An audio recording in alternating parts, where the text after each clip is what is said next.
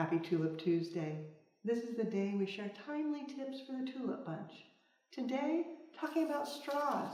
They come in so many different colors, patterns.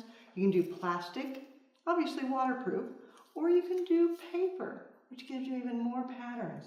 With the paper, you have an extra step to make sure that it doesn't fall apart as it gets wet in an arrangement. Take a bit of nail polish, dip it,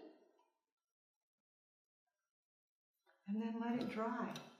That'll give you a watertight spot when you're placing it down into the arrangement.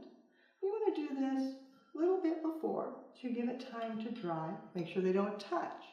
Then, once they're dry, I did these previously, coming in from the opposite side, take a thin stemmed flower.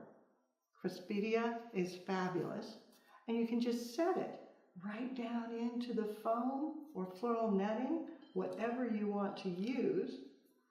Flip it around, insert,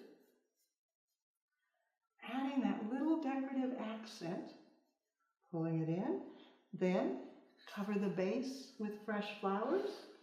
You've got a whimsical touch for floral design. Now you know how the pros do it.